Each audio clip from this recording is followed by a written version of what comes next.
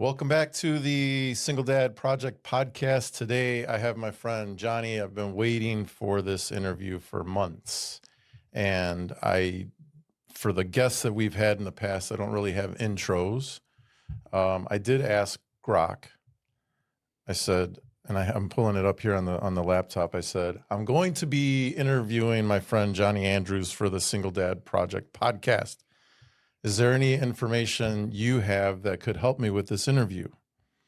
And it said, I couldn't. So this is Grok saying, I couldn't find any prominent public figures named Jonny Andrews. Yeah, that's right. And this is funny because this is why I'm wearing my Boba. And for those of you that don't know, Boba Fett shirt. Mm-hmm. It's not a Star Wars thing. It's because Boba Fett was a bounty hunter. Mm-hmm. And that's a profession most people don't like. They're like, what's a bounty hunter? Like, what do they do? And when you and I met all these years ago, we just got done figuring out the dates. It was like 2009-ish. You were under the category of internet marketer. I don't know if that's the same thing now. No, like everybody's an internet marketer now. Like back then, no one knew what the hell I was talking about. But, hence the Boba Fett shirt and the bounty hunter thing. We have a bit of a history. Like you and I are friends. I would say we're more on the acquaintance side. Everybody that I've interviewed here, I've been closer friends with. Like we hang out. I know the kids and all that kind of stuff. So for the people watching and who don't know you, I wanted to go through a little bit of history. And because it's the Single Dad Project podcast, we talk about 6 topics: the spiritual topic, relational, intellectual, physical, financial, and business. And this month I've been doing the business project podcast. So towards the end, we'll get to the business topic, but we can always go back and forth. Absolutely. So one of the things for me, and this is a story I wanted to tell because I don't know if you remember this or not. When you and I met, I was on your email list. Mm-hmm. I recall. Absolutely. You do remember that? Yeah. And there was friends that I knew that knew you, and they're like, hey, we got this guy coming to the Chicago Underground, whatever it was called back then. Oh, yeah. And they're like, can you shoot the video, which is the video that we did, PJ and I did. And I was like, yeah, sure. Like, no problem. They didn't even tell me who you were. I didn't know until I got to that thing that I was like, Jonny Andrews, I know that name. And I'm like, I'm on this dude's email list. Right, yeah. So I was like, of course I want to shoot this, and got to meet you. And I knew you were an internet marketer, like I said. I remember I had the worst bronchitis that night too. Yeah, and so it was a cool way to meet. A few months later, you asked me to shoot some videos for you, which I'll post on here, and so people can see those videos and what we did back in the day. But what I'd like to do is shift the focus to those 6 topics that I talk about on the show, the 6 projects, and kind of weave into the business project as we go, and hopefully give good information for the people watching. So it always starts with the spiritual project for me. That's kind of the foundation. Doesn't mean it's religious or anything like that. It's just like, what's your base? What's your essence? And I would like to start with the experience that you're going through now as a single dad. So as a single dad, has anything changed from like what you thought was spiritual before being divorced and being a single dad to now? I don't know, man. How much time do you have? Like, this is a thing. You and your questions. What is this? I thought we were just gonna have pasta. Yeah. So I would definitely say that almost everything in my life at this point has kind of just gotten pitched into the spiritual. Before, it was there. I was aware of it, but I also made fun of a lot of it too, which is just, the irony is thick with this whole thing. It's turning out that most of the things that I was like, oh, that's stupid. I'm like, you've got to be freaking kidding me. And then it comes back and shows you like, oh yeah. Yeah. So it's like, And it's a little embarrassing, but whatever, I'll get over it. Yeah, it's like the spirituality of the whole thing is nuts because, and I don't even know how in depth we can go with this stuff, but kind of realizing the fact that we're literally, just kind of like in this insane spiritual war. Mm-hmm. Whereas before I'm like, I don't see any evidence of this. Well, I was an idiot. I can admit that. Mm-hmm. And now it's like I see it everywhere.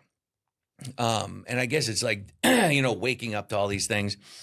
But, and we were talking about this before we even started, but it's like, even when I was a little kid, I would be getting these very strong nudges. And it was one of those things where I think probably a regular person would maybe have checked themselves into a psych ward. And I'm like, oh, no, that's just another Tuesday. Mm-hmm. Cool. All right. We'll listen to the big booming voice in my head and go do that thing. And I've just done that. I'll give you a quick story to kind of put it in context. So I was in high school. I had been babysitting these kids. It was a friend of my dad's. They worked together. And at the end of the night, he's driving me back home. He lived maybe like 5 minutes away or something. Mm-hmm. I believe I was might have been right before my senior year. He's like, so have you thought about where you're going to college? And I'm like, no, I don't care at all. Like, it's not even on my radar. Right. And he started telling this story about when he was my age. He went to Gonzaga in Spokane, Washington. Okay. And he was like, yeah, the big thing to do when I was there was go to Whitworth and, watch the games. Right when he said that, big voice, you will go there. And I was like, you didn't have to yell. Okay. Mm-hmm. I literally, just from that, applied to one school, got accepted, got a ton of scholarships, and went to Whitworth. Mm-hmm.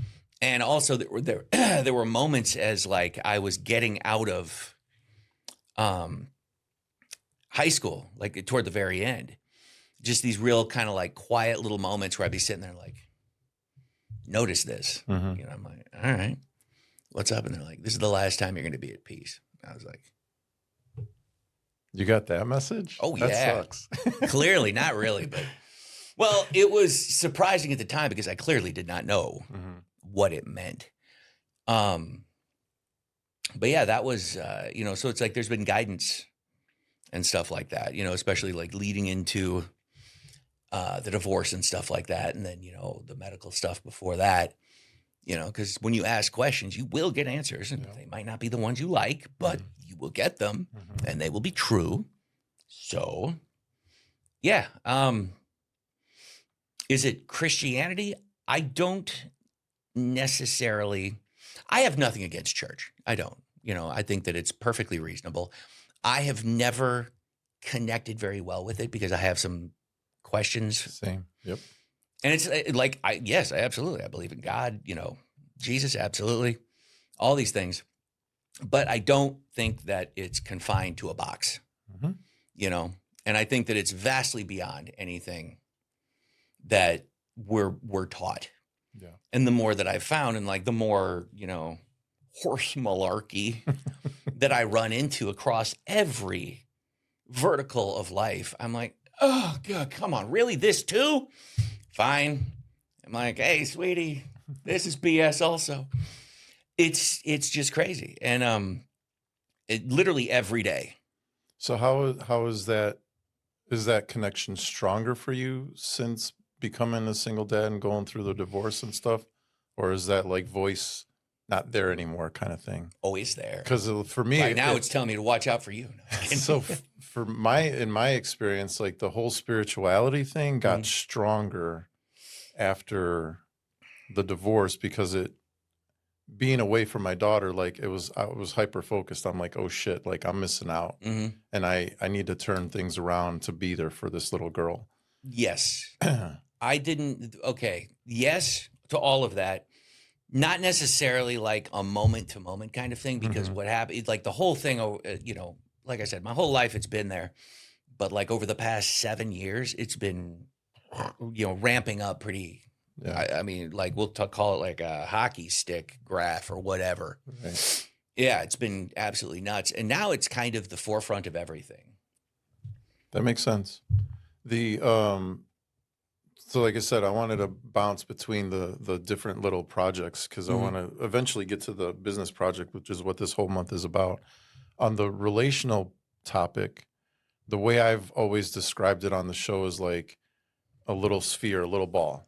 And in that ball is you. That's how I've looked at it in my life. Like, what's the most important thing? Well, I can't be a good dad to my daughter if I don't take care of me. That's how I've always looked at it. And then outside of that sphere is my daughter. Originally, when we started shooting the show, I just put the rest of the world in that third sphere outside of my kid. But it wasn't until this summer that I realized, because my kid was graduating high school and going into college, and something inside me flipped, and I'm like, her mom has been playing a big part of this. So philosophically, I was like, it's me, my daughter, and then her mom, and then the rest of the world. So I've put relationship in that sense for me to kind of like, okay, take care of me, be there for my kid, handle whatever I have to handle with her mom, and then the rest of the world can just fucking wait on all of that first. How do you do the relationship thing for you, and like being a single dad now with your two daughters, right? Your two girls. So that crosses over a ton of different stuff just because, I mean, I have probably one of the more unique situations. So when we got divorced, this had come in. So I, just because of the tension and the stress and all this other kind of stuff within myself, because I realized how I was playing a huge part of that, I was definitely manufacturing that. And, the between the stress and just like the depression and all this other crap, as I was mentioning, I ate myself into type 2 diabetes, had 6 strokes, hospital for way too damn long. Yeah. I had a PICC line. That was awesome. Let me tell you, experiences are up there. That was a unique experience I don't care to repeat, if that's okay with everyone. And that had been because I was asking the question, like, how much longer can I take this? And like I had said, the universe will answer. Now, here's what's interesting. To better answer your question, I have to kind of give you like just how I've come to understand things. And I'm not saying this is a universal truth. I don't know. It might not be for you at all. Like what works for you, right? Exactly. Yeah. So what I've come to realize is that everything that happens for you, not to you. Right? On top of that, there is nothing else other than you. Because if you think about how human perception is formed, like just from, without even getting into a real spiritual element of it, if you look at how is it that the world around us is created in a way that makes sense. Like right now we're in a room and we have a silent collective agreement that this is a table, this is a microphone, there's a computer. Hey, look at you, that sort of stuff. But in reality, our eyes are decoding, energy frequencies. And so our brain that we believe to be the thing that runs us, really? Because it's a squishy thing of cells that's in a dark room. It's never seen the light of day. It's never smelled anything. And it's relying on third-party signals from your entire body and then interpreting that. So what that really comes down to, without getting too deep into it, is essentially we are playing a video game that is VR. Some of the best VR, and I actually now believe this more than anything else because I have done those VR games. They're opening up like studios and stuff. I took my girls to it. Yeah. And I'm like, this is going to be so stupid. Look at me now. And then all turns it on. All of a sudden there's little, squares floating around the room. I have my little gun, like boop, boop, like just bopping them with the thing. And it was fun. And there was a huge window on one end of the room and it was just light pouring in. I'm like, this is going to ruin the experience. And I'm not saying anything. I'm like, okay, whatever. And the guy's like, are you ready? I'm like, yeah, whatever. He flips a switch. And the world as I knew it vanished completely. Like there was no more window with light. It was holy sweet mother of baby Jesus. And it was very early video gamey, but it didn't matter. You're in it. I'm like, is this what, and more what? Like there were times where, it was like zombies, obviously. And I'm with 2 little girls. And I find at one point they are like in the very first maybe 50 seconds of this thing, they are both curled up on the floor screaming. And I'm like, shoot them. And like my daughter, obviously, because, you know, it's my daughter, is like, ah! Starts just hosing these things down. It's it's the craziest thing to watch. And then how much they got into it and then how normal it became. Mm. Like you adapt real quick to that. You adapt really quick. And also the funny thing, so I know I'm in a room. I know that I'm not going upstairs. I know there's no elevators. I know there's no zombies. Yet there was a part where I had to walk out on like basically like an air conditioning vent on the outside of like an 8-story building. Mm-hmm. That was butthole puckering. I'm like, I'm in a cartoon with zombies, and I got my ass cheeks clenched because I hate heights. And this is all VR. And this is all VR. I'm like, there is not a single shred of a percentage chance that our regular life is not exactly this. I agree with you. That makes sense. But it's also very hard to get yourself out of this experience sometimes. Like when you're in the hole, you're in the hole. Mm-hmm. Maybe you see the light out there, but you don't realize like I can easily get out of this hole. Because all of your, like, for example, every single thing that we go through is a story we're telling ourselves about the thing that we're going through. Yes. And what I realized was, holy crap, wait a minute. If I feel a particular kind of crappy, I could just tell myself a different story. Mm-hmm. It doesn't matter. And it's like, is it true? Yeah, because I say it is. Mm-hmm. And, you know, can there be external evidence for it? I'm like, is there anything even external here? Like, no. And it's just interesting to see this because what you kind of realize is, oh, I am completely in charge of everything. And what that actually took was, you know, because my ex-wife and I have a very unique relationship where we're actually not bad. Like, I actually really like her new husband. Mm-hmm. We hang out. And you want to see people's heads spin around. Like, picture that first Thanksgiving after they got married. Right. And I stroll in and I'm eating turkey while he's like sitting there carving this thing. And I'm like, this is delicious. What'd you shove in this thing? You know, and it's like I'm hanging out with his dad. Mm-hmm.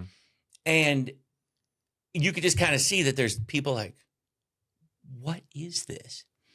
And there's like between my ex-wife and like there's zero animosity. Like, I'm actually very grateful for the like unrelenting shit she put me through because she was right to do so because I allowed it. Yeah. You know, and that helped kind of like realize and break me out of a lot of this stuff. And I was like, oh, okay. And that's one of the things that I liked about you when we shot those videos early on, the evolution of Jonny Andrews videos, because what came through a lot of that was the mindset, which takes me into the next project, which is the intellectual project.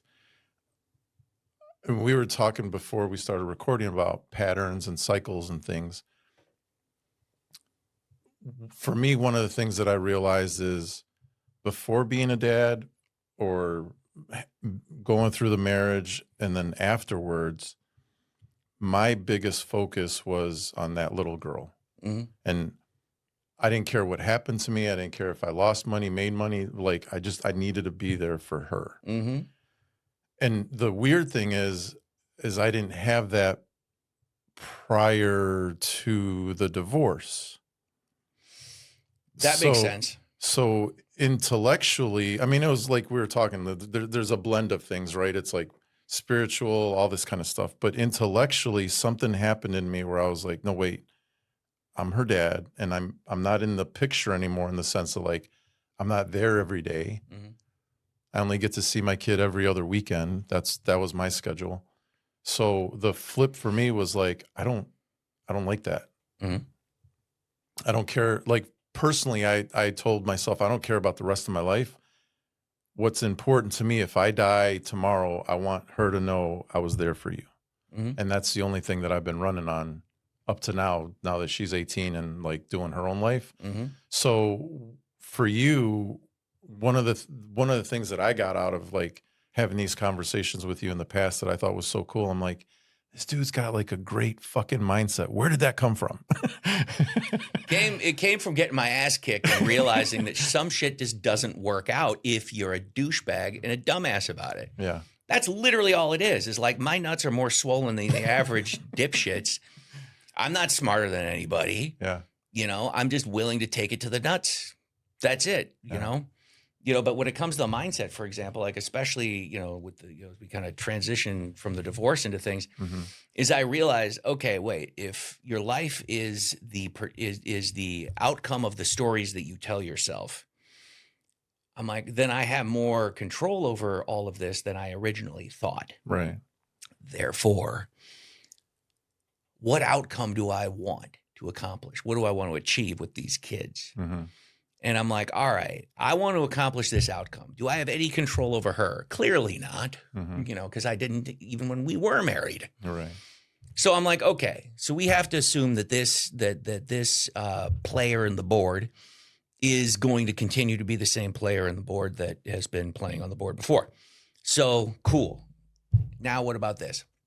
And I realized that if I wanted to have the outcomes that I really wanted, which is what you were talking about, where it's like, I want to be there with my kids. I do not want to go into situations like 99% of divorced couples where, the dad's waiting outside and like the mom's like, come on, get out there. Your father's here, son of a bitch. Smoking menthol, cool. Or whatever. I don't know. And I'm like, I don't need this. I don't want that. Nothing in my life has ever been that so far. And I don't feel like starting now. Well, then that begs the question. What do I need to believe in order to be able to think the thoughts that create the actions, and because those actions then create the outcomes? And when you when you realize that, energetically, we're all essentially some sort of crazy donut-shaped toroid, and all we see is this, Right. People can sense that energy. I'm like, so that whatever it is that I decide here, it needs to become real, because this is stuff you can't fake. Right. Especially the early stages of this stuff where it's like, yeah, everyone's a little crazy, I can't say I handled everything perfectly. I certainly didn't. But that's what it was. Is like I had to get very specific with what I wanted to accomplish and then reverse engineer what it would take from me. Because I have no control over anything around me. Right. Because when we did this divorce, like I said, we did things very differently. I let her keep everything. I had helped her build multiple businesses. I think she was bringing in a little over $3.1 million a year. I think at that point in time, because I'd put my own stuff on pause, I was like negative $18,000 a year, and I took nothing. Like I didn't like go siphon money out of a bank account, nothing. Right. And started from less than I was when we met. Yeah. Because at that point in time, I was doing pretty well. And I'm like, all right, I have no idea what's going to happen, but I'm going to have faith. Yeah. Like I said, that's a great mindset to have. I mentioned on the show, like having dads that are single and getting their nuts kicked in. And, sometimes we just kind of revert back into that little hole and be like, well, this is life, and it sucks having that attitude or that mindset. Yeah. And it's just like, what's that little tweak that you can do? The tweak is to realize that life happens for you, not to you, in all ways. And when you're in situations like that, 100% of the time, there is no deviation from this. You caused it. Yeah. Pure and simple. Like that's the beginning, middle, and end. Boom. You are the alpha and the omega of your outcomes. And it might have been a long time coming. Might have been a slow cook. Who knows? But more than likely, getting to the situation, you probably had little nudges. Yeah. Hey, maybe think about not doing that. Maybe try it this other way. Yeah. Right? So in those, you have to be aware. Like I quit drinking years ago, and immediately, all of a sudden, like all these signals came rushing in. I was like, it's like that. What is that? When General Zod got like punched by Superman, and all of a sudden, like his thing comes off. He's like, "What is this noise? Why is there an old woman throwing up?" And they'd like drag him back into the ship. Like that was me for probably 2 years. Like, it so much. Oh, what is this? It's oily. And they're like, that's joy. Relax. Like everything sucked. But that's one huge thing. Like if I could tell anybody anything, stop drinking. Hard stop. Boom. And what's crazy, addiction is not the thing you think it is. And I'm not going to act like I'm some sort of like expert on this stuff. But what I've learned is, so I was drinking 2 bottles of wine, probably 12 beers, and at least a quarter of vodka or whiskey per day. Is this before the strokes and the diabetes and stuff? I wonder what got me there. Yeah. You know? Yeah. So and going for years, and I get up at 3:30, 4 o'clock in the morning and go work out afterwards. Like, and now I'm thinking like, oh my God, those poor bastards. Like I must have smelled horrible. But this was just me drinking by myself. Yeah. And that went on for years. And I'm like, my God, I'm a raging alcoholic. And I shifted. Yeah. I don't know what I did. I prepared for the worst. Like I Boy Scouted the crap out of this. Yeah. You know, I got on, what is it now? Trexone. Like the doctor was even like, oh yeah, it's one of those, like if you drink, it makes you puke. Okay. Sounds awesome. Yeah. Oh, but what's interesting about it is also that pill steals joy. It does. Like I would be working out and I'm like, where's this endorphin rush that I would get from like doing crazy squats? I'm like, I feel like a very angry child right now. Like what is up with, then I realized, oh, it's this fucking pill. But yeah, I went to drug and alcohol counseling, and I did all this on my own. And I probably 10 times at least during like whatever couple of months I went there, they would ask me like, how do you not have a parole officer? I'm like, I don't know why you're asking me that question. I'm like, what? And they're like, almost nobody comes through those doors that hasn't been court ordered. Because you came through by yourself. Right. And I literally just Googled them and walked in. I'm like, hi, I'd like to speak to someone. I think I'm a raging alcoholic. And they're like, could we get the number, information of your PO? I'm like, what's a PO? Yeah. And so there was that. So anyway, I don't know how I did it, but I did do it. And that's been years. I haven't even thought about it. Like, I don't care. I think what I did, I have the impression, is I literally discarded the identity of who I was telling myself that I was around that. That makes sense. Because I remember the stories that I would have, and I'm like, oh, well, here we go. Yeah. That's interesting, taking us into the physical project. So when you went through the rehab stuff, when did the workouts kind of come into play? Well, I've been working out at that point for years and years and years. Okay. And I quit for 3 years. And there's no technical connection. It just all happened at once. It was the tail end of 2019. You know, then COVID and crap. So I'd been working out 5-ish days a week with a personal trainer. And that dude owned the gym. And he, the gym closed. He kind of lost the lease, all this. It was just kind of not working out. And he was like, all right, I get it. But for whatever reason, I didn't pick it back up. And I also at the same time had quit drinking. Yeah.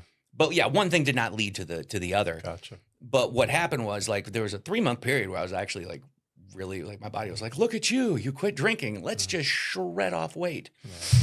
And it was crazy. But then, cake. that happened. Cake happened. Cake happened with a lot of Nutella. Oh, I love Nutella. Oh.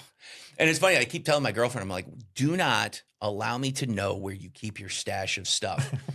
I'm like, because I could kick alcohol even after that, raging, like without any issues whatsoever. 0 symptoms, 0 withdrawals, 0 cravings, 0 anything. But the sugar kicks your ass. I think I have parasites that are running my brain and demanding that I do this. So it's interesting. Because I used to train people the last time we saw each other face to face. And then when I saw you again, I was like, damn, this guy looks great. Like, what happened? Thank you. And I saw some of your story, like doing the workouts and whatnot. But I used to tell people when I was training them, if you stay consistent enough, the body just gets picks up the habit.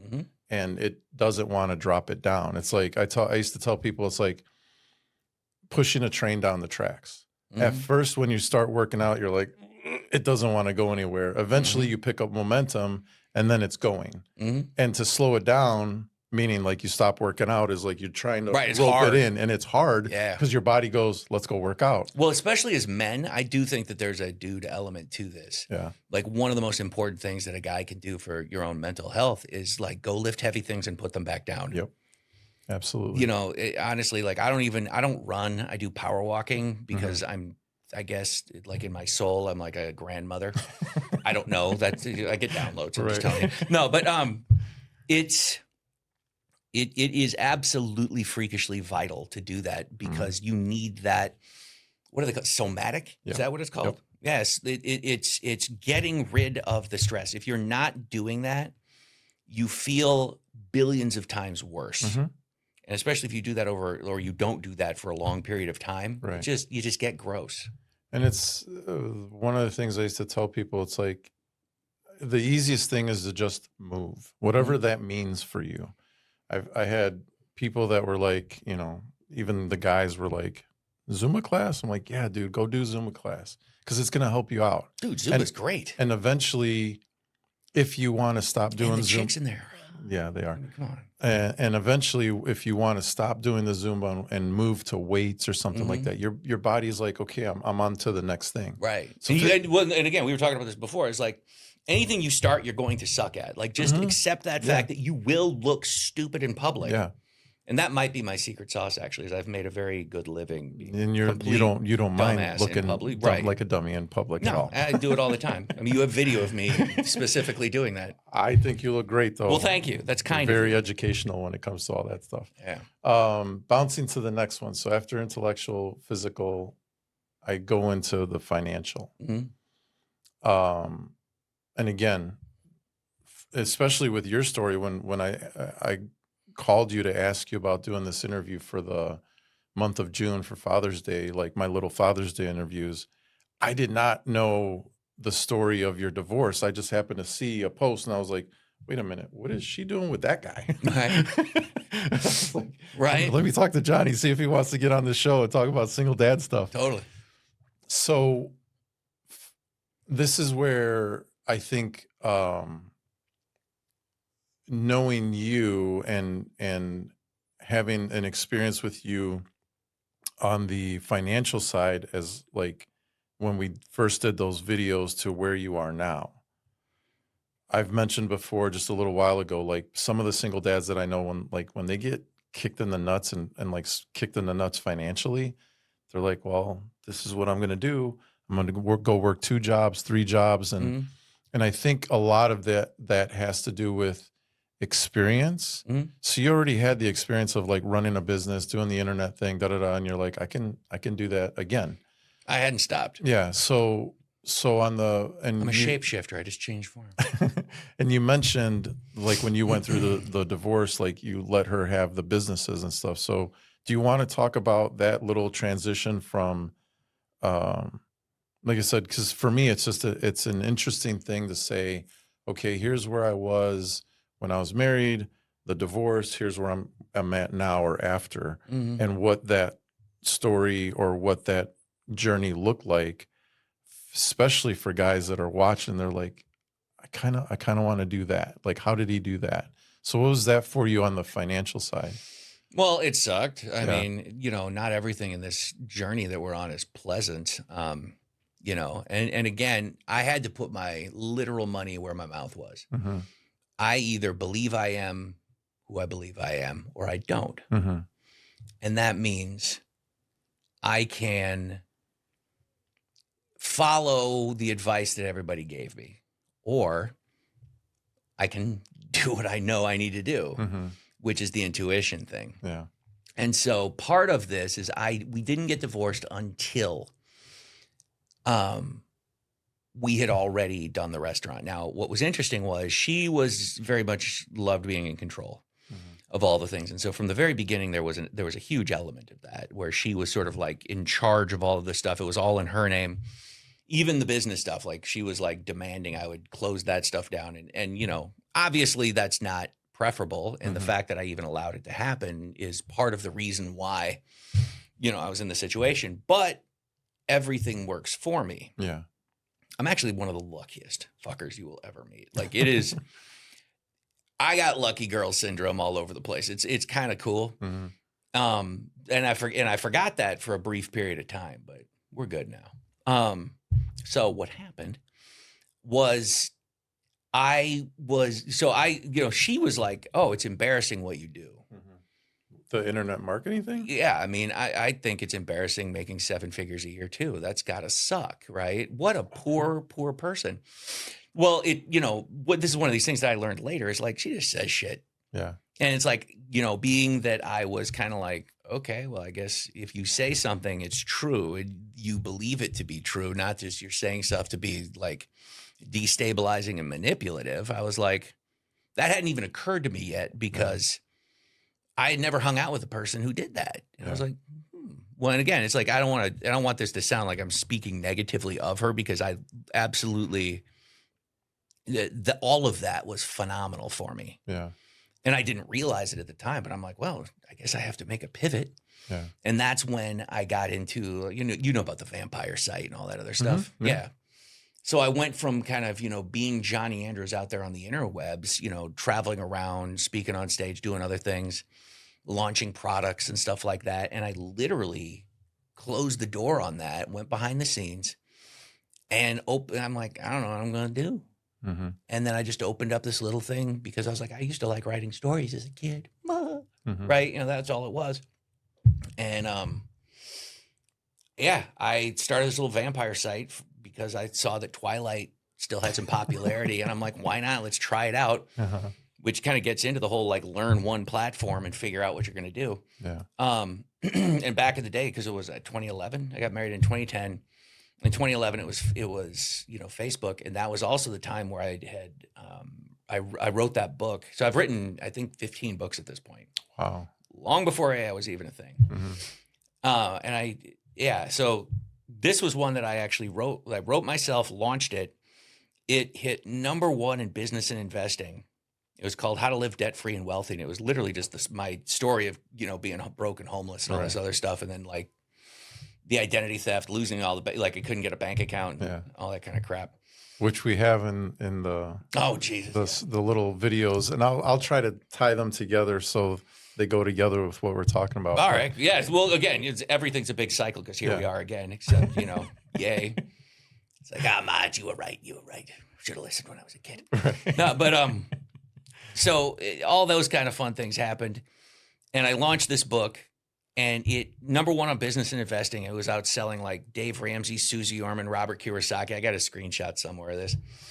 And a couple thousand copies. And it was funny because it got really good reviews, except, wow, this is a great book. I just wish this guy hired an editor. Mm-hmm. Because I did not. Yeah. I wrote it in 18 hours and I spent 20 minutes checking for comma placement. Right? Perfect. Just go. It's like that quote that Grant Cardone says. He goes, "I'm a best-selling author, not a best right, not writing author." Exactly. Right. Yeah. So I cranked this stuff out, and because I got a degree in English composition and analysis. I don't even really understand why, but like, okay, cool. So I've never had trouble writing. It's just whatever. I hate doing it. It's weird. Mm-hmm. So that happened. I actually became probably the #1 person on earth when it came to like an authority on Kindle publishing, mm-hmm.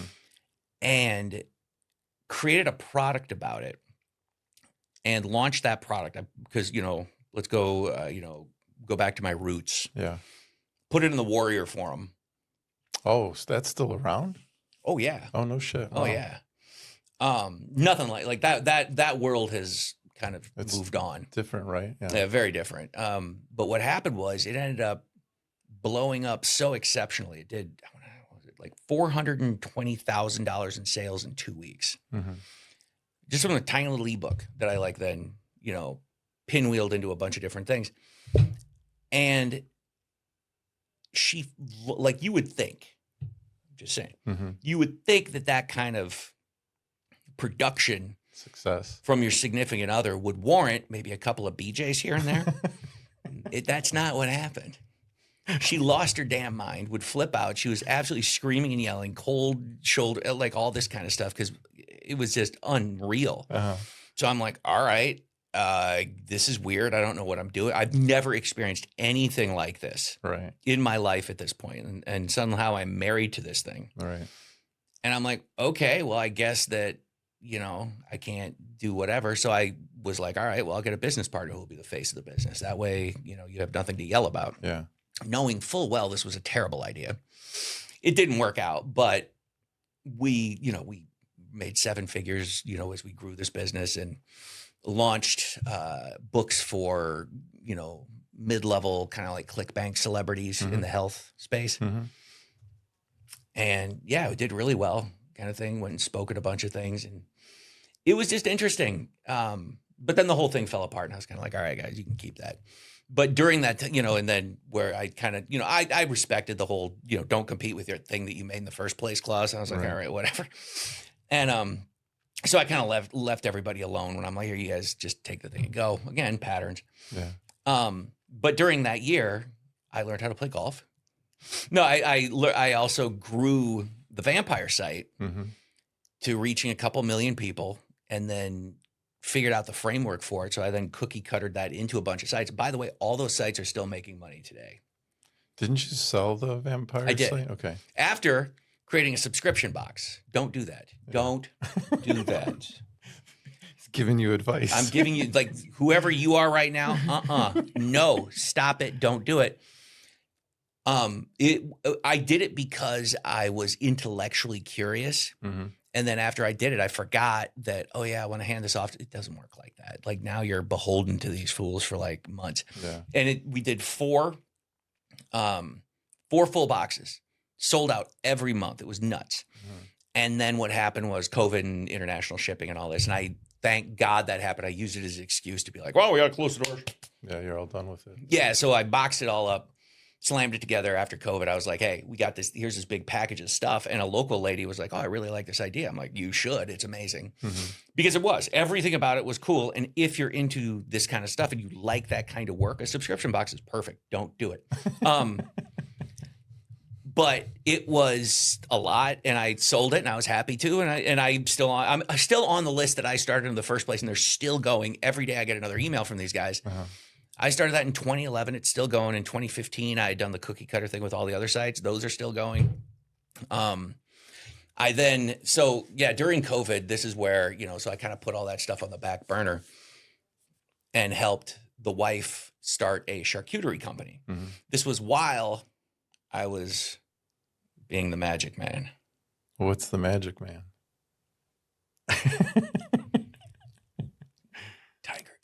Oh, shit.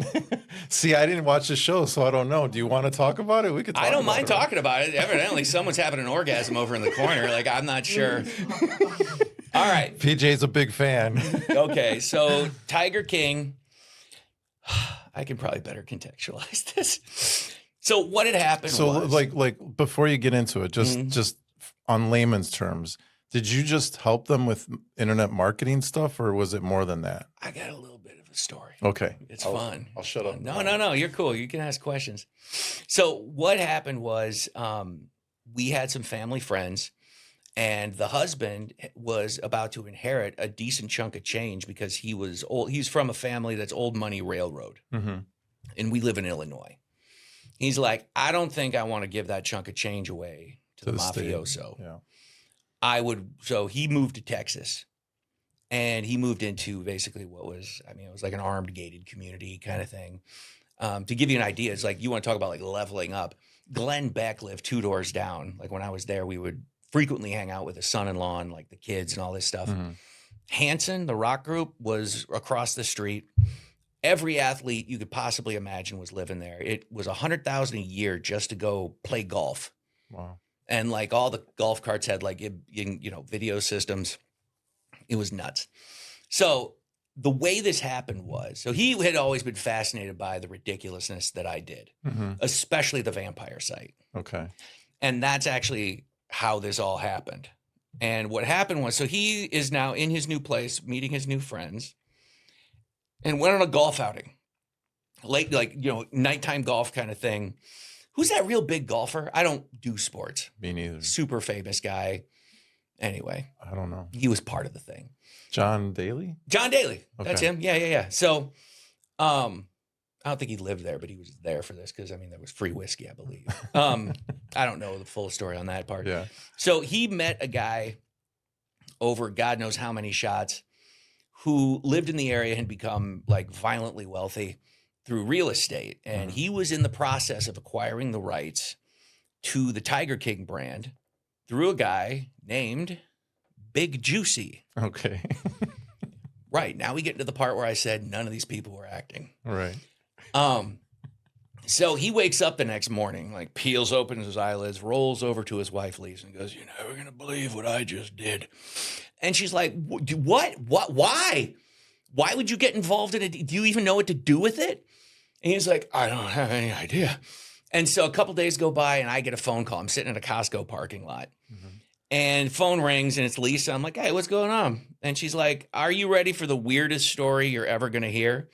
And I literally told her, I'm like, "Listen, I'm willing to give you an at-bat with that, but you have to understand who I work with." I had just gotten off the phone not even an hour ago with a paranormal erotica author who would not shut up about Japanese tentacle porn. I'm like, "So you can step to the plate, grip your bat, but understand you have competition for that slot. And that's just today. Go." And she's like, "Wow, this is a tall order." I'm like, "Hey, you made your bed, now sleep in it." Right. Turned out it was interesting. So she's like, "What?" She opened with something I have to put on a business card, which is, "Listen, I don't really know what you do, but I do know that you do weird things on the internet with strange people." I said, yes, I do. And she starts to give me this breakdown. I'm like, "Okay, hold up. How deep into this are you?" I'm like, "Oh God. All right." Going through the questions that I would typically go through to get to the extent that she was capable of answering, because this was all new to them too. I'm like, "Yeah, I think we can do something with this. I got to talk to your boy." And so I talked to him, get them both on a, Zoom call. And I'm like, "First of all, WTF, Batman? Like, come on. Come on. Like, we've been wasted before and never had this, like, never went that far." Right. And so long story short, I put together a thing. We get the real estate dude on who's actually doing the thing. I kind of lay it all out and propose it to him. And they're like, "Yeah, cool, let's do it." I'm like, "Oh, that was not hard. Cool." And so I actually put a sunset clause in all this stuff where it's like, I will do this for 6 weeks. Because at that point, I've been doing this a long time. And it's like, you get to the point where you can kind of smell crazy. Yeah. I'm like, I'm doing this for the stories. Like, this is going to be, we're doing one for the grandkids. It's like, my grandfather was the Tiger King during the pandemic. So basically after that, we put this whole deal together and I get the keys to the kingdom. Like, they hand me his Twitter account. I log into his Twitter account and wow. I don't know if you know this. He was like flamingly gay. I never watched the show. Like I said, PJ's the right. Joe Exotic was probably one of the most interesting humans I've ever experienced because he was like a mashup of characters that should never have existed. It's kind of like that song where they took Tool and put Taylor Swift to it, and I'm like, why does this work? It works. It's weird. Like, we're never getting together with like whatever, pushing something with Tool, and I'm like, what? Wow, okay.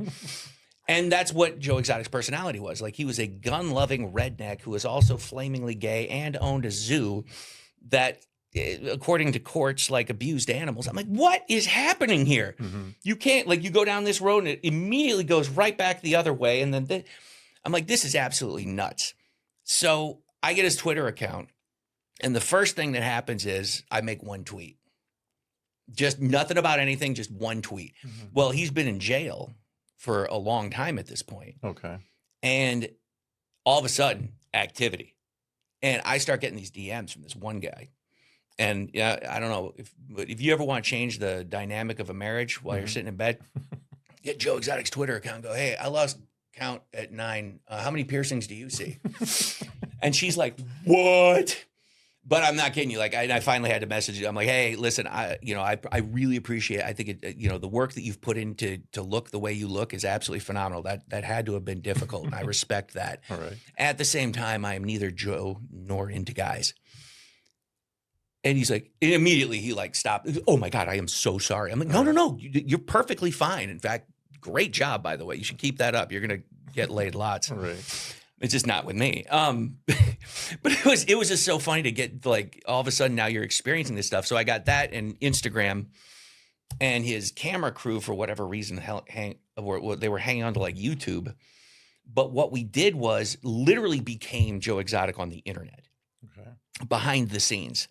So again, I never watched the show. Is this during the show, after the show? The show before? came out in the very beginning of 2020. Yeah. And so it was like the biggest conversation on earth. But when did you step in?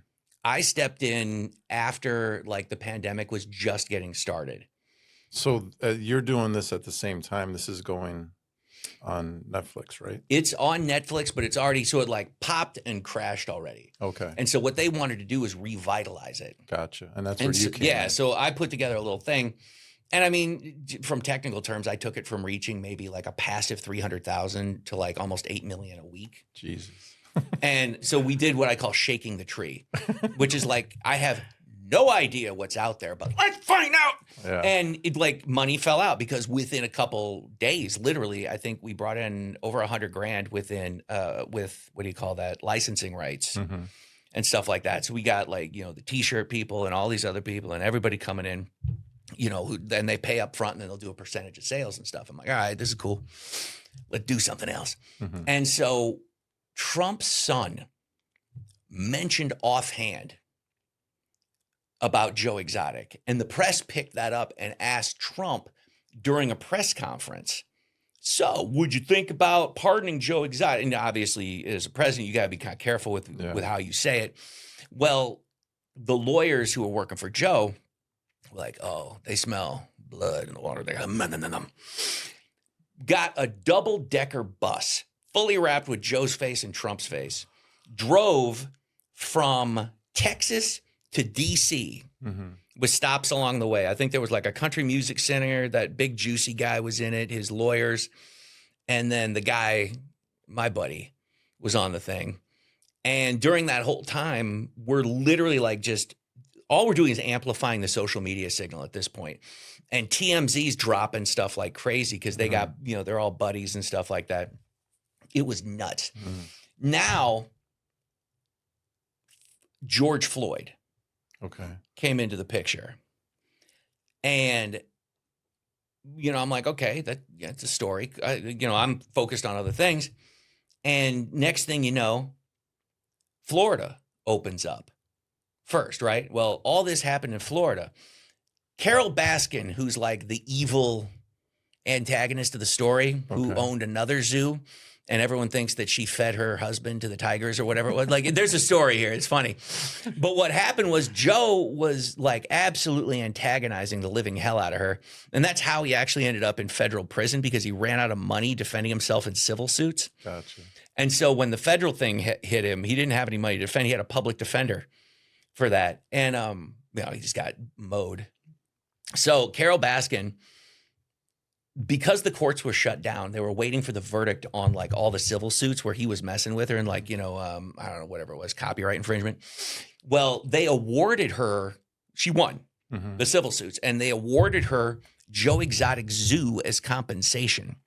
So here we are, I'm sitting in Texas in this like gorgeous, massive kitchen with all these people. And I'm like, y'all want to say something right now? And then I'm like, they're like, and it was funny. Everyone looks at me. They're like, oh, this is for you. I'm like, oh, is it now? Is this for me?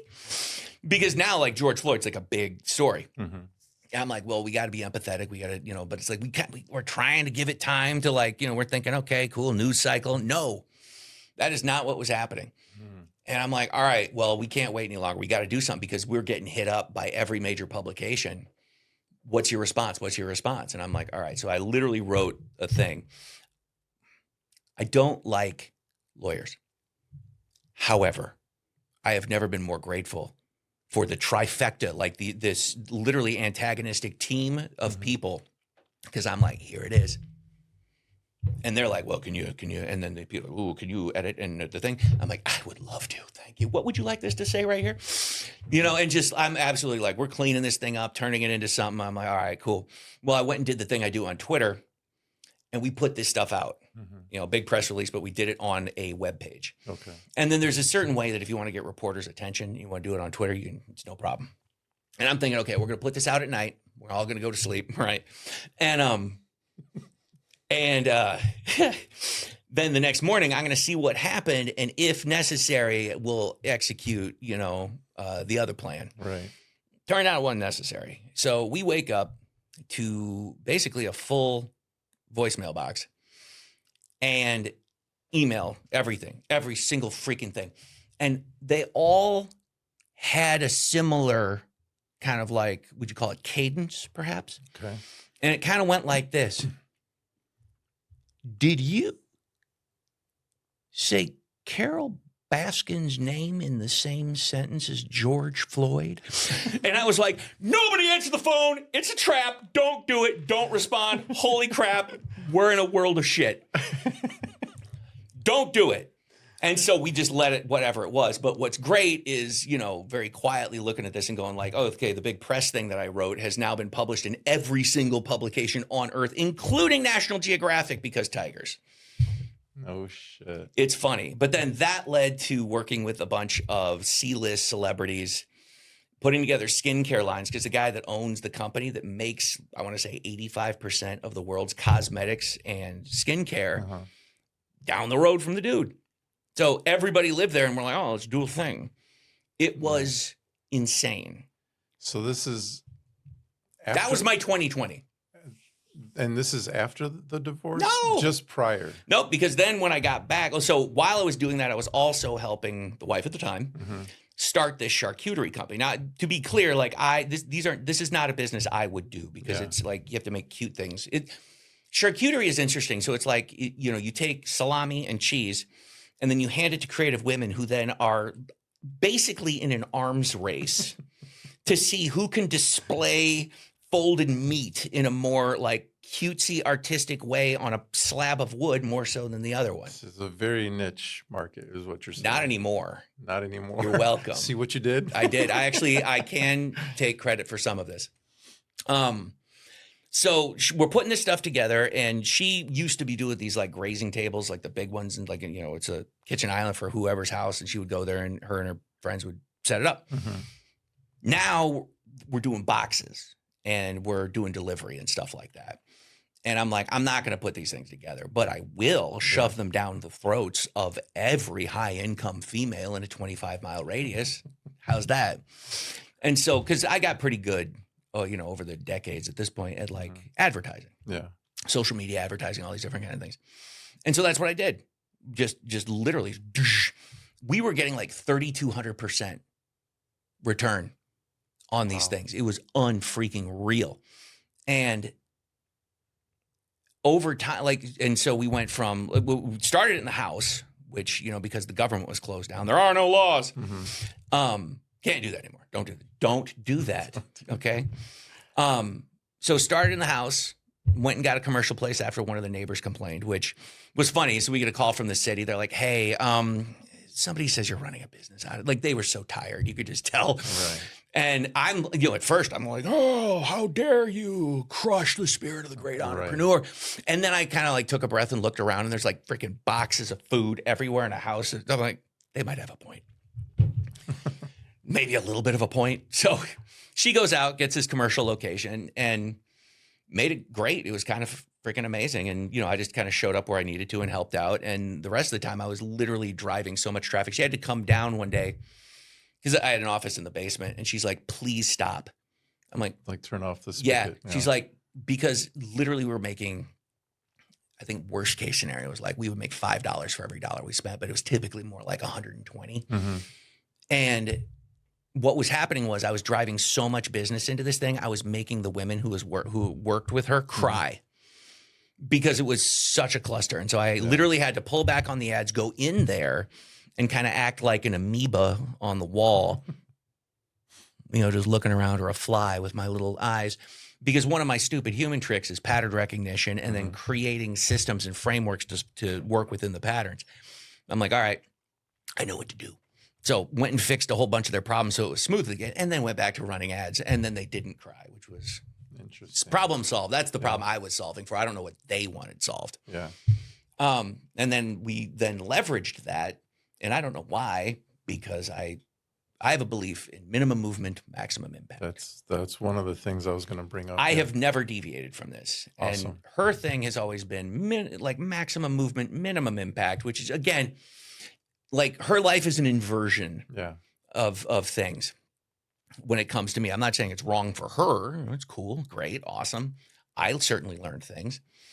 But she wanted to start a restaurant. Mm-hmm. So I helped her with that. That's when the strokes happened. So I was literally on the phone with the bank because it blew out. I had 6 of them back here, which took out my center of balance. And it was nuts. Like, it was, I can imagine. It was like it was twice in a day. Like the first time happened, I'd never had anything like this. I'm like, holy crap. It was so much. I actually have it written on I wrote it on the calendar in Google, what it was that happened. I'm like, I got to notate this or something. Yeah. And then it happened again at night. And that's where it was like, because I was playing Call of Duty on my phone. And because it's like the movement this close and then having that problem blow up, I literally barely made it to the bathroom. I just puked everywhere. Damn. It was awful. So yeah, I spent a lot of time in the hospital. I actually checked myself out that night, but that's a different story. But yeah, still helping her open the restaurant. And I'm like, got my ass out from the hospital gowns and they're tippity, tippity, tippity. The world's like, nurses are coming and going, what is wrong with you? I'm like, I got to get this done because I don't like to quit. Yeah. But we got it. So and it became like the biggest opening in the North Shore. Like she really knocked it out of the park. She did a phenomenal job with this. And I've told her before, it's like, you fart fairy dust. Like she does something like that. And it's true. She does a phenomenal job with these things. And so she still has them and she's going. And so there you go. And so on the financial side, coming back from that whole story, because PJ's a huge Tiger fan. I know. I told the whole thing just for PJ. So on the financial side, you went into the negative, would you say? After the divorce? Well, you look at the patterns that because you brought up that scene. I'm like, really? Yeah. I forgot we were talking about that. Because that's the thing. Like when I met you, your story, for those of you that don't know, which is it's been a long time, but Jonny, part of the reason why Jonny and I did this video was because you wanted to tell your history. I remember you telling me, you're like, I tell people I'm an internet marketer and I was sleeping on the couch and and they don't believe me. I was sleeping in a futon on a concrete floor in a small office. Yeah. And you wanted to tell that story. And so when we shot the video, the thing that I remembered, although there's a lot of stuff that I remember from the video, even before I dug into my hard drives to pick it up for today, but it was the stolen identity, how you recovered from that. I remember you telling the story.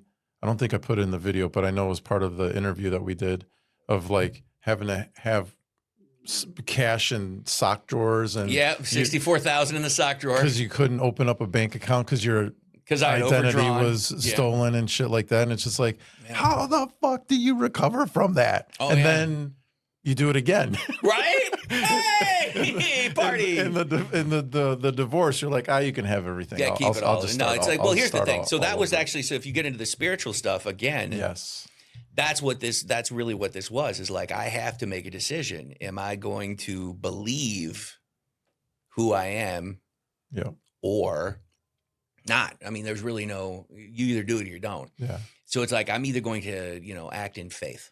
Yeah. Right. I get that.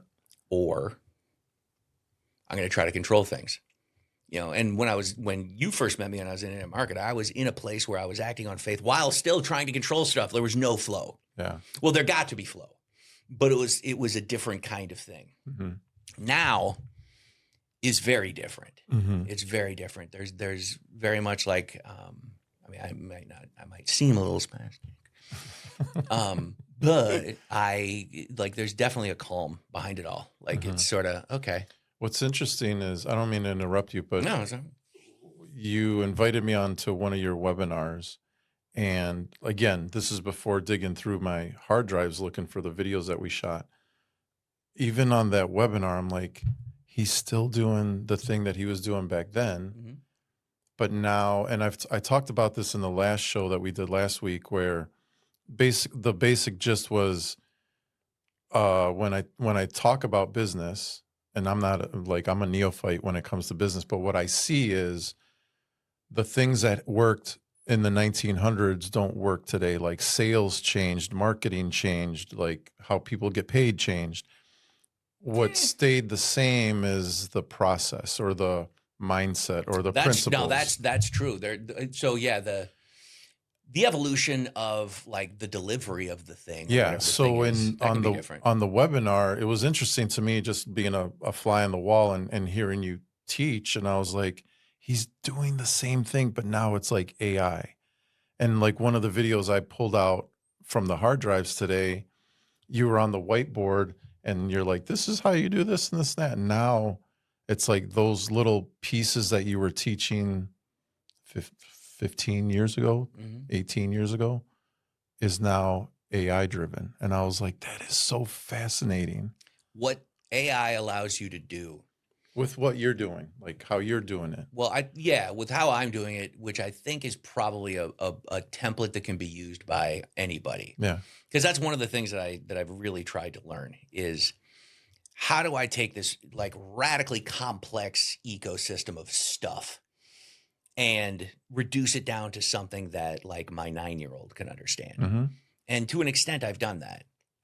But what AI is, at least at this stage, don't worry, it will take over and kill us all. Don't worry, that's coming. But right now, it's still in infantile stages, and it's cute, and you can give it a little rattle, and it smiles and coos. And it's like, oh, you're going to be such a beastie. Look at the little beastie. But right now, it's awesome because what it allows you to do, it works with you. And the reason why most people have trouble with it is because when you get something out of the box, like a ChatGPT or a Claude or a Clive or a DuCube or whoever it is, right, it has no frameworks. It's wide open. It's all the world's data right at your fingertips, right? But it won't let you watch all those cat videos, which like the internet, the same thing. So what you have to do is you have to create a framework for it. You have to create multiple frameworks. And so like a Venn diagram. This is the secret sauce. Yeah. You have the Venn diagram of all the circles. Now, a person who is not me is not going to do this because I'm a little crazy like that. And I have spent over like 100 hours doing this, like just meticulously. But you can, so what I do is I'll create it inside of ChatGPT. So I'll go and create a custom GPT, and I will literally work with it as my partner and my editor, because I did learn from that book launch. It's like, all right, I know what I know, but I don't have access to the infinite knowledge of humanity, right? But I also know that this thing doesn't want to give up the goods a lot of times. So we gotta get sneaky with it, okay? So what you do is you have to create these frameworks. Like how, what are you going to act as? How are you going to think? How are you going to behave under these circumstances? And it's similar to code, but without code. Yeah.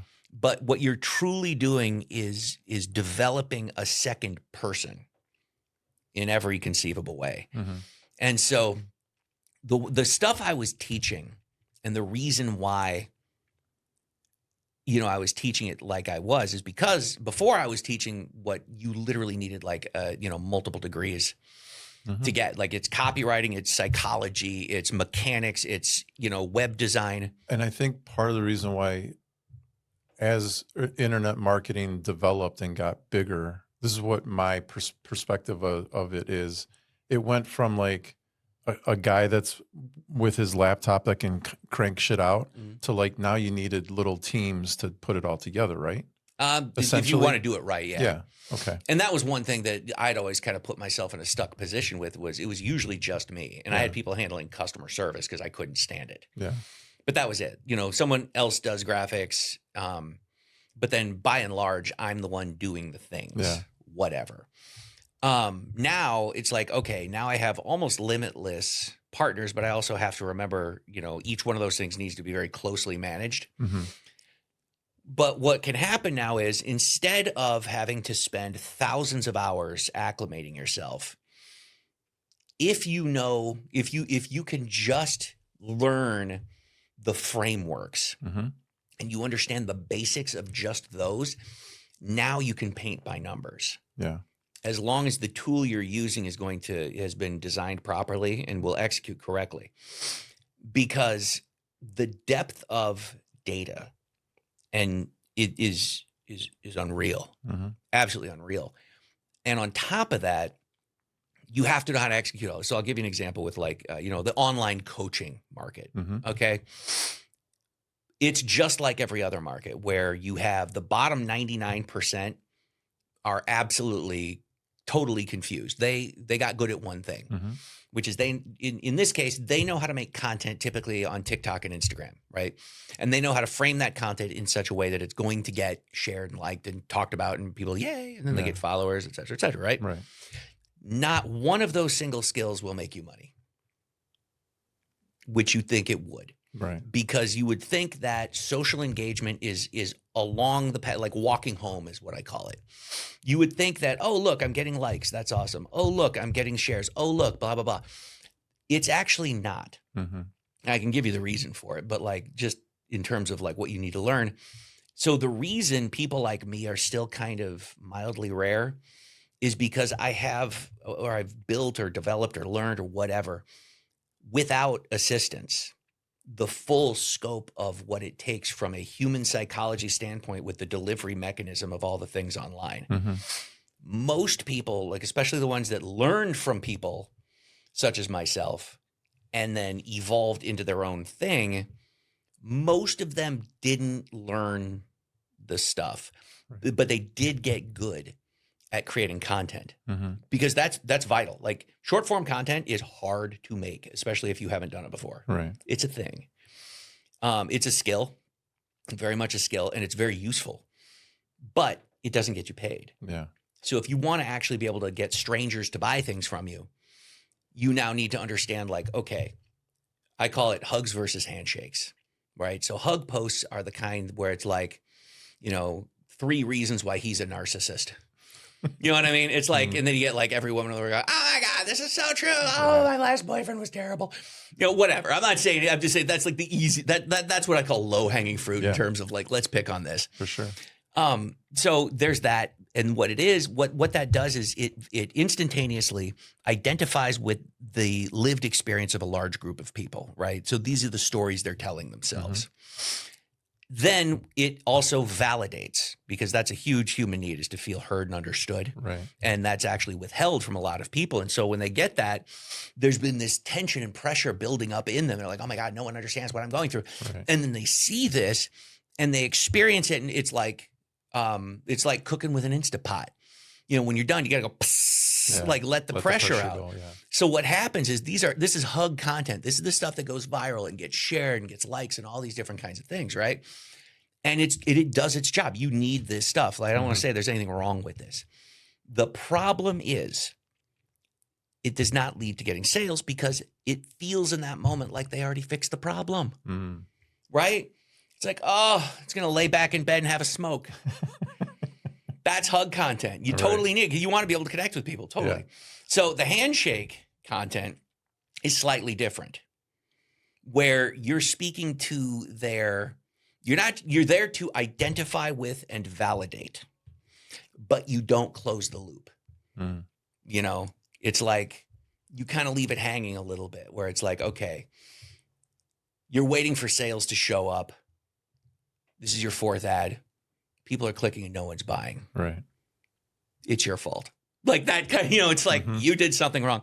Here's what you did wrong. And what happens is a smaller percentage of people, nobody interacts with this stuff because they're I don't need them to see me liking this. Right. But what it does is it speaks to that background shame that they have. A lot of times there's different kinds. I'm not talking about selling watches, right? Yeah. This is information products that help people. And so it's it then leads them to, hey, click here, to see the 3 reasons why.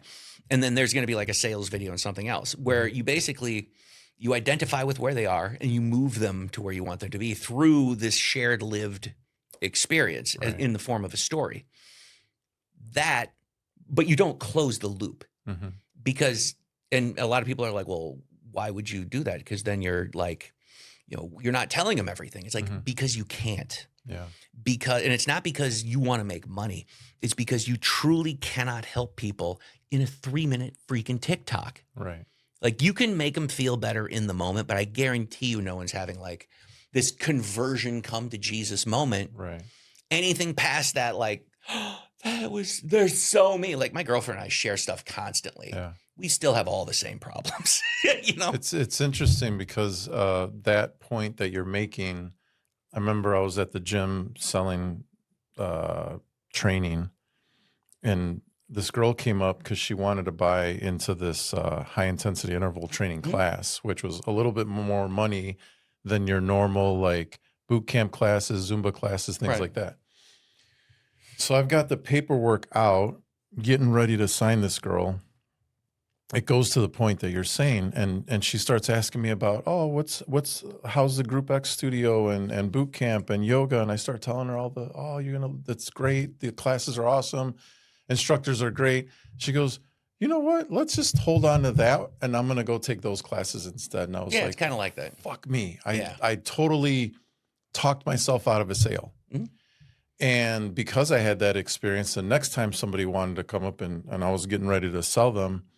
And it was funny because we talked about like this like pattern thing early on. Same shit happened. I had a girl come up and say, hey, I want to take the high intensity classes. I want to sign up membership. And I'm like, all right, cool. And she goes, by the way, how's the yoga class? I'm like, I'll tell you in a second. I'm writing everything out. How's the Zumba class? I'll tell you in a second. Credit card, please. Boop. I made sure I fucking closed it. And then I was like, what would you like to know about Zumba? And it goes to your point of like, you can't give them everything, and if you do, it's like the hug thing that you were talking about. You're just making them feel good, and they're not going to buy from you. Right. So it's like, and also they can't. So for example, it would be like, I want to take the high intensity interval training. You're like, here, let me give you an article to read. You're right. Right. And then they picture themselves doing the thing while reading the article or watching the video or whatever, and then they never actually do it. Do anything, right? That's the difference. Is that, I feel identified with, I feel heard and understood. Look at all these people because now I'm validated because here's all this social proof. Right.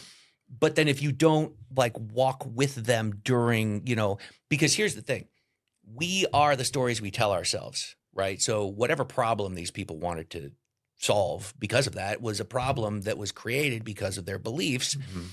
Their beliefs influence their thoughts and feelings. Their thoughts and feelings influence their actions. Their actions influence their outcomes. Yeah. And then the more they did that, the more entrenched it became, and the more like auxiliary stories they would tell that would keep themselves there, and the reasons they would build up.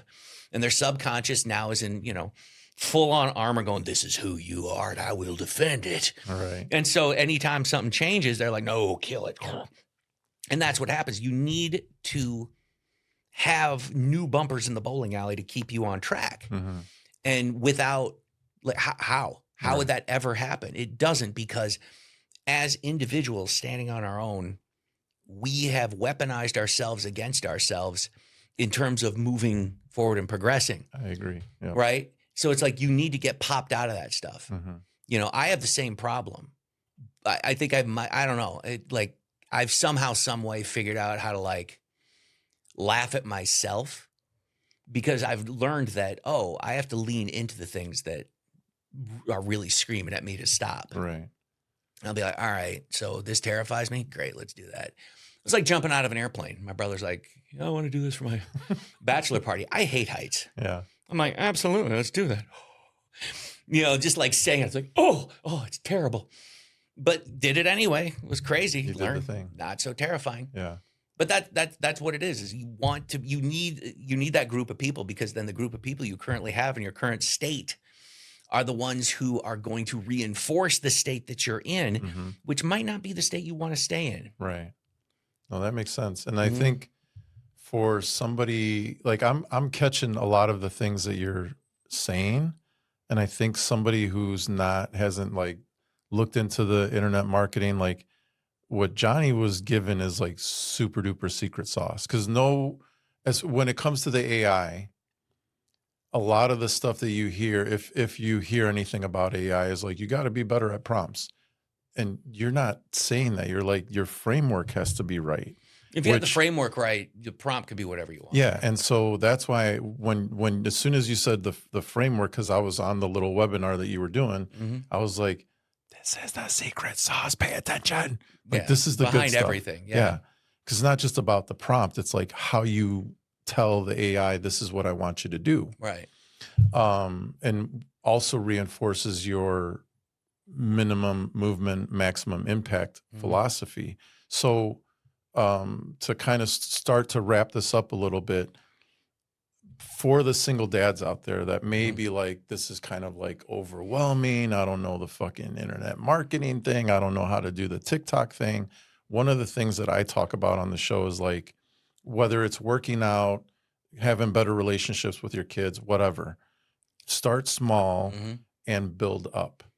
And so one of the things that I've been talking about with the topic of the business project is like, here's little things that you can do.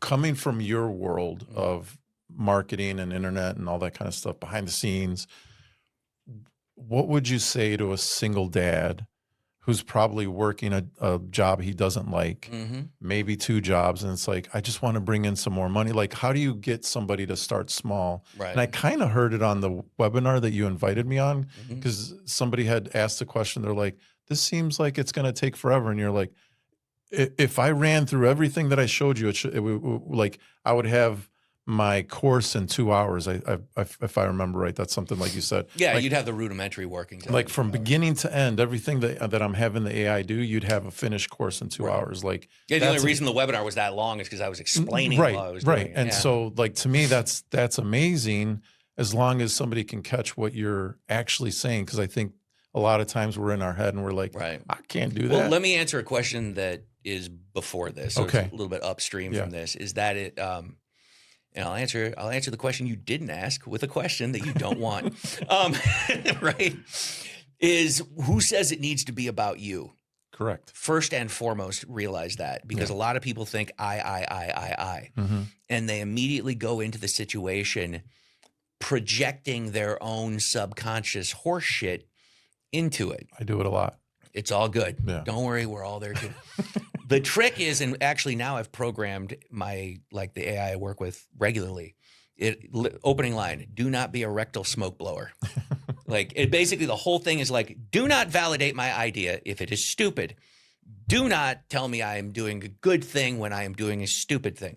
I live and die by the outcome of my decisions. Right. Therefore, if I am heading down a ridiculously dumb road, I need to know it.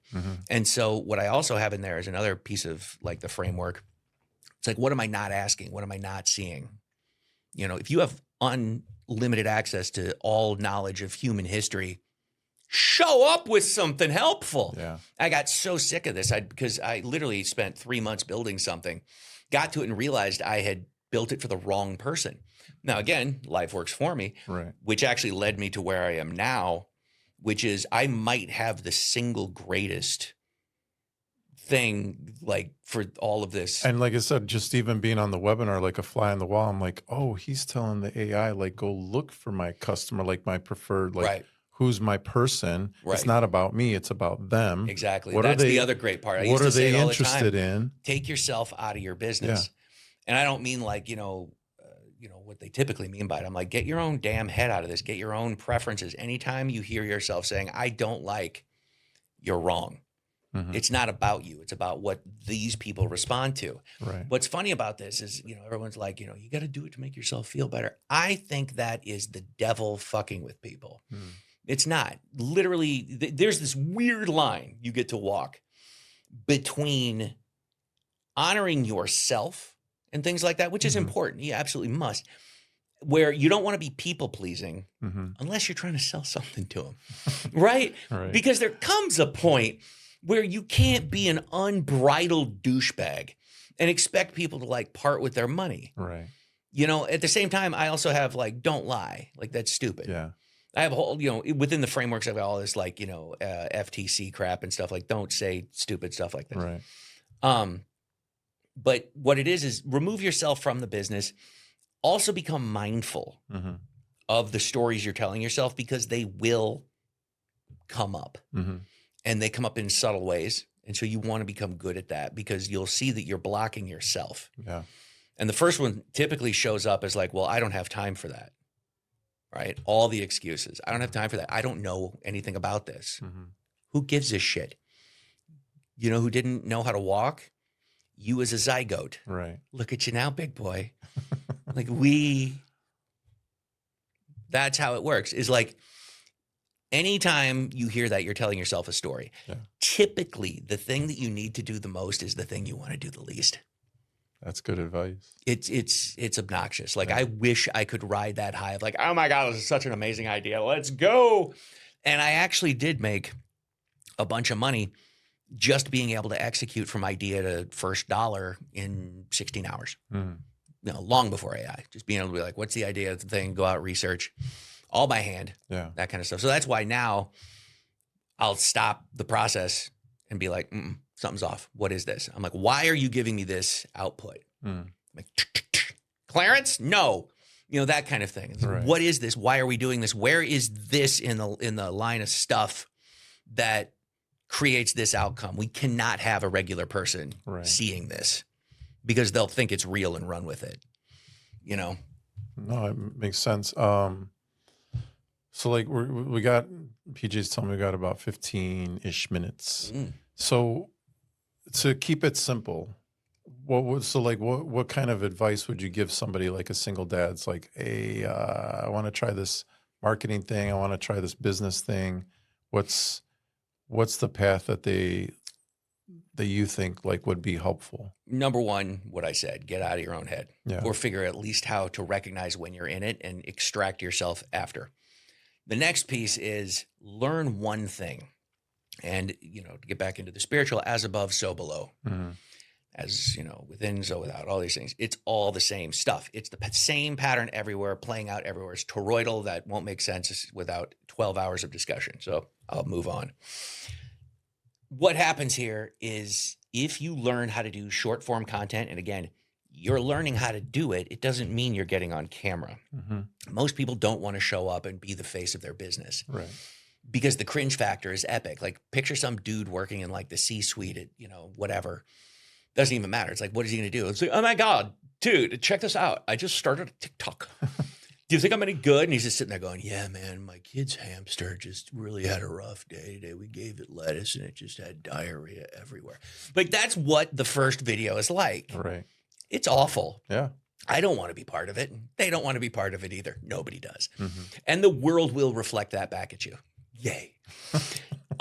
Because you haven't learned how to do it yet. Because remember, you're a toddler learning to walk. So, and I said the same thing to a client of mine who was like, I want to be an influencer. I want to be respected. I'm like, the second part is true. The first part is not. You just don't know it yet. However, we'll do it your way.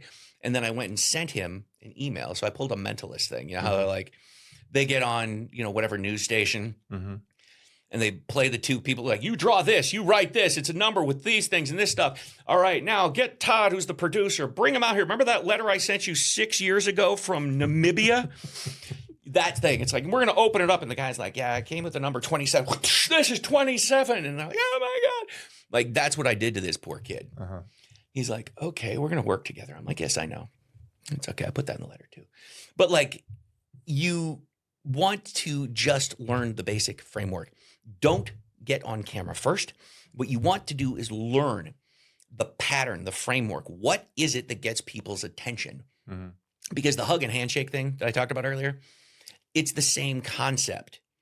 There's microscopic little shifts. You don't need to understand what they are yet. But if you can understand what a hug content is and make that and start getting that engagement, start getting those likes, start getting that momentum, you have now, and if you can do it consistently, you have now learned the rudimentary psychological framework for human attention, right? What is everything? Oh, it's the same stupid pattern. Like that thing. And so you learn human attention. Do it with AI, right? Totally cool. There's going to be like, here's your hook, your body copy, your brief story, all that kind of stuff, and try to do it in 30 seconds. It's going to be hard. It's going to suck. It doesn't matter how many courses you take on it. How many YouTube videos. Just watch YouTube videos. I don't need to buy anything. Just learn that. Once you get there, now you can start thinking about, okay, what's the handshake? Yeah.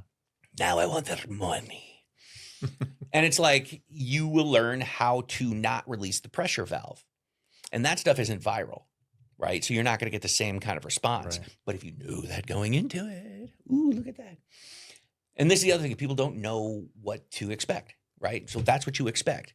It's hard. It'll take a long time to get the first one going well. Right. You don't need to be on camera, and you're learning the exact same stuff that you will use if later you choose to get on camera.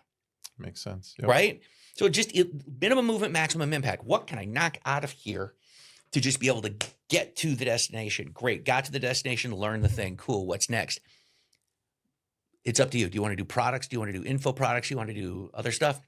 Like the opportunity right now with like TikTok shops is unfreaking real. Yeah. Now, I don't necessarily know if I would recommend this to guys because, just the archetype of a guy didn't really make it onto the home shopping network. Right. That was always more of And you have to kind of look at the history of where this stuff is, like the lineage of where it's coming from. Because we grew up on HGTV and the infomercials, so that's where TikTok shop is coming from. If people don't know that, so to wrap it up here, if somebody wanted to learn specifically from you, how do they get in touch with you? Where do you want them to go? I'm at Chase Bank. The routing number is not. That's the easiest way to do it. Exactly. No, it's just scaleyourhustle.com. I use that as kind of like just a website that exists with stuff on it, but you can contact me through it. Just don't try to sell me Viagra. Well, I mean, just like whatever courses you have, or more than likely, my recommendation with that is, if you're seeing an ad for something I do on Facebook, cool, buy it, because there's, the phones read your thoughts at this point. So it's like, it knows what you're thinking and it's tailoring these ads specifically to you. And it really is reading your brainwaves. It's crazy how accurate it is now. So if you're seeing an ad and it happens to be my thing, cool, awesome. Go buy it. It's cheap. And it'll be a comprehensive thing that literally drags you kicking and screaming through the depths of your own soul into like, this is where you want it to be. This is what you wanted. Do you like it now? Are you happy? Like, it's like, because you have to become the kind of person who can handle existential dread. It's like, if you think your life sucks and you're powerless, you're right. Yeah. But you can also tell a different story where your life still sucks, but you're fixing it and you can get to the thing that you want. It just takes, it's like doing a 180 in a bus loaded with children like when you're on the far lane of the highway and it's just packed. It's like rush hour, but everything's going at full speed. And the tires are screeching. The children are screaming. You got like, and it's like, it's going to be a lot, but you have to hold the course. Yeah.